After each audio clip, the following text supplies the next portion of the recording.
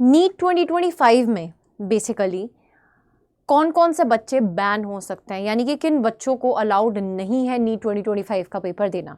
अगर दे भी दिया, रैंक आ भी गया, लेट्स सपोज फर्स्ट रैंक आ गया, तो भी आपको मेडिकल कॉलेज में एडमिशन लेने नहीं दिया जाएगा, यानी कि आप डी बार कर दिए जाएंगे। तो बहुत सारे ऐसे स्टूडेंट्स होते हैं जो अभी इस साल किसी ना किसी कॉलेज में, किसी ना किसी डिग्री में अपने आप को एनरोल कर लेते हैं। यानी कि अगर हम बात करें एमबीबीएस की, बीडीएस की, बीएससी की, बीएचएमएस की, बीयूएमएस की, बीएएमएस की, डिफरेंट कोर्सेज होते हैं, राइट।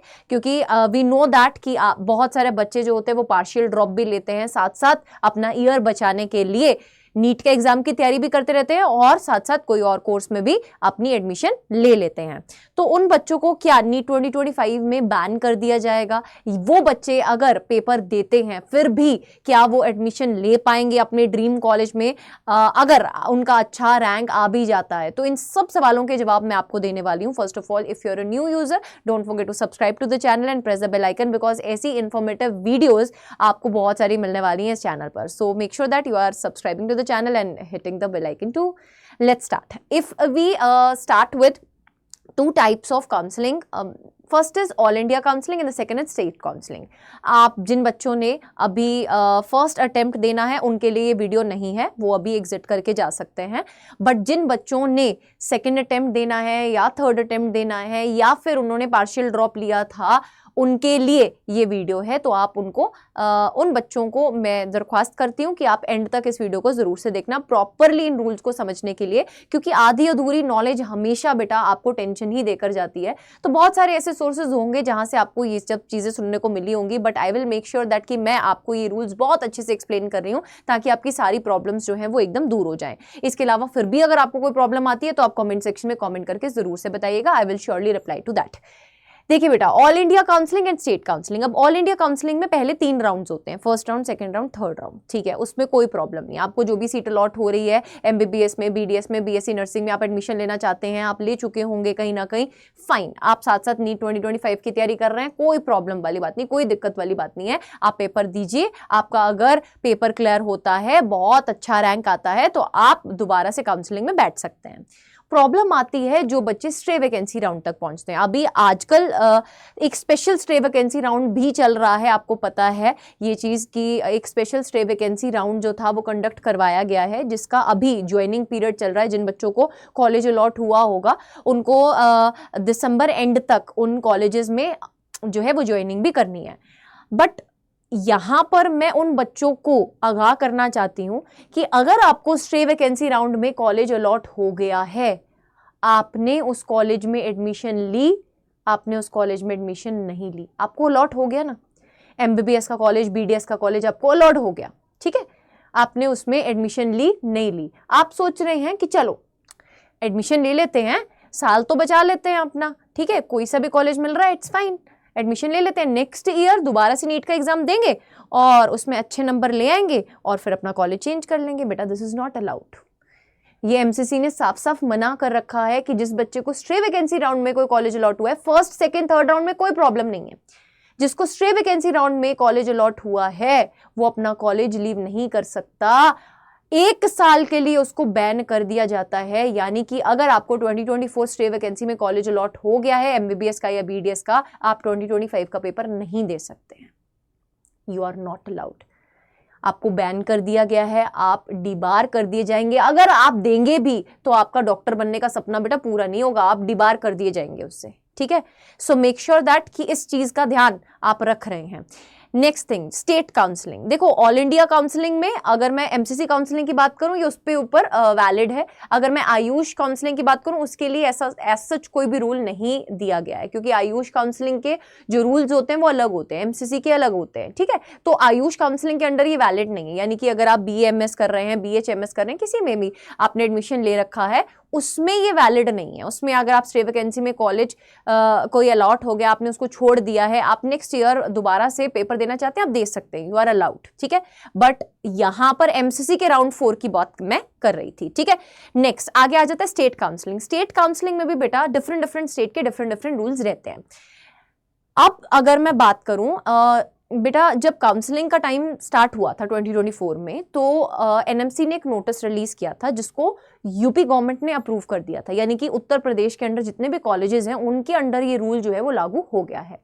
चाहे फर्स्ट राउंड हो, चाहे सेकंड राउंड हो, चाहे थर्ड राउंड हो, चाहे फोर्थ राउंड हो, कोई सा भी राउंड हो, अगर आपको कोई कॉलेज अलॉट हो गया है, अगर आपको कोई कॉलेज अलॉट हो गया है, एमबीबीएस या बीडीएस में आपको सीट मिल गई है, आप ऐसा सोच रहे हैं कि आप इसको लीव करके 2025 में दोबारा से पेपर देंगे और नया कॉलेज मिल जाएगा आपको, तो दिस इज नॉट अलाउड।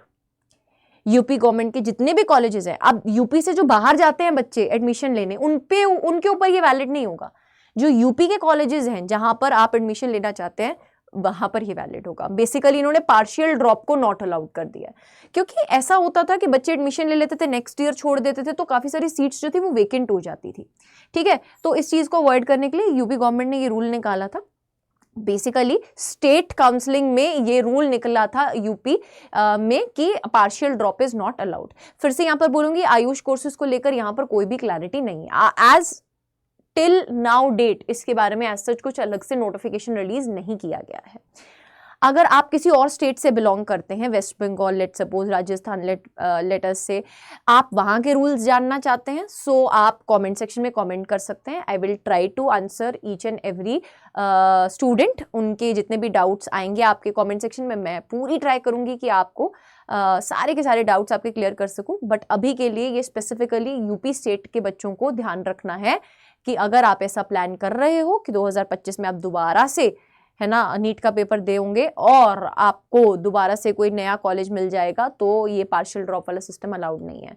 फिर आगे आ जाइए, अगर अदर कोर्सेज की बात करें, अगर हम बीएससी की बात करें, बी फार्मा की बात करें, other than your MBBS, BDS and BSc nursing पर बेटा अभी एक बहुत बड़ा क्वेश्चन है कि इसके ऊपर ये वैलिड है या नहीं है ना। इसके ऊपर अभी तक नाउ डेट कोई भी क्लैरिटी नहीं है, there is no clarity on this. ठीक है, एमबीबीएस एंड बीडीएस के अलावा अगर मैं बात कर रही हूँ other courses like BSc, B pharma, आपने किसी में भी एडमिशन लिया किसी भी कॉलेज में, ठीक है, अगर आपको ऐसा लग रहा है कि यार वो अप टू मार्क कॉलेज नहीं है, आप नीट 2025 देना चाहते हैं, उसके बाद आप एमबीबीएस में या बीडीएस में एडमिशन लेना चाहते हैं, इट इज अलाउड, आप दे सकते हैं, यू आर नॉट बैन। ठीक है, आप उस केस में आगे प्रोसीड कर सकते हैं। बट उस केस में आपको एक चीज का ध्यान रखना होगा, जो भी अलॉटेड कॉलेज है उसमें आपके डॉक्यूमेंट्स तो सबमिट हुए होंगे, ओरिजिनल डॉक्यूमेंट्स ले लेते हैं बेटा वो, है ना। ऐसा नहीं कि आप एक कॉलेज में पढ़ रहे हैं और दूसरे कॉलेज में भी एडमिशन ले सकते हैं, ऐसा नहीं होता है। ठीक है, तो डॉक्यूमेंट्स वो ले लेते हैं, तो उन डॉक्यूमेंट्स को छुड़वाना एक बड़ा चैलेंज बन जाता है। एक बॉन्ड फी होता है जो आपको भरना पड़ता है, और यूजुअली जो बेटा कॉलेजेस होते हैं, है ना, कुछ अच्छे कॉलेजेस होते हैं, अगर मैं बात करूं कुछ डीम्ड यूनिवर्सिटीज़ की बात कर लूं, कुछ सेमी गवर्नमेंट कॉलेजेस की बात कर लूं, तो उनमें ये फीस बहुत हाई होती है, तो बच्चे के लिए एक चैलेंज बन जाता है कॉलेज को लीव करना। सो मेक श्योर दैट कि जब आप एडमिशन ले रहे होंगे, ये अपकमिंग ईयर में भी जब भी कोई बच्चा कोई वीडियो देखेगा, प्लीज़ ये मेक श्योर करें कि जब आप किसी कॉलेज में एडमिशन लेते हैं, फीस भरने से पहले आपको इन सब पॉइंटर्स पे बात करना है। अगर आप एक पार्शियल ड्रॉपर हैं, आप चाहते तो एमबीबीएस में एडमिशन लेना है, बट बाय द टाइम आप इन कोर्सेज में एडमिशन ले रहे हैं, ठीक है। बाकी आई विल सजेस्ट यार कि अगर आप फुल ड्रॉप लेकर अपनी तैयारी कर रहे होते हैं, तो उसमें आपकी तैयारी ज़्यादा बढ़िया तरीके से होती है, बिकॉज पार्शियल ड्रॉप में बहुत ज़्यादा मेहनत करनी पड़ती है। अगर आप उस मेहनत के लिए तैयार हैं, गो फॉर इट। बैन सिर्फ वो बच्चे हैं जो स्ट्रे वैकेंसी के 4th राउंड तक पहुंच के स्किप कर रहे हैं, या यूपी स्टेट में किसी भी स्टेज में first round, second round, third round में एडमिशन पा चुके हैं और 2024 में एडमिशन लेने के बाद अब 2025 में प्लान कर रहे हैं, तो उनको एडमिशन नहीं मिलेगी। So I hope this was a very informative video for all of you. Other than that, आपको ऐसी और वीडियोस, ऐसी और जानकारी अगर पानी है और आपने नीट 2025 में आपने आपको एक्सेल करना चाहते हैं, तो आप हमारी टीम के साथ जुड़ जाइए। Don't forget to subscribe to the channel, press the bell icon, and if you want my guidance, if you want to ask more doubts regarding anything, any concept आप जानना चाहते हैं, फिजिक्स में कुछ प्रॉब्लम आ रही है, नीट एग्जाम में कुछ प्रॉब्लम आ रही है, पर्सनल लाइफ में कुछ दिक्कत है, anything you want to share with me, आप मुझे मेल कर सकते हैं arshpreet.singh@247.com पे, और आप मेरा कम्युनिटी ग्रुप भी ज्वाइन कर सकते हैं। Here is basically the link in the description box. Go click on it and join the link. Don't forget to subscribe and hit the like button. अगर इन्फॉर्मेशन अच्छा लगा तो लाइक जरूर से करके जाइएगा। Bye bye, take care.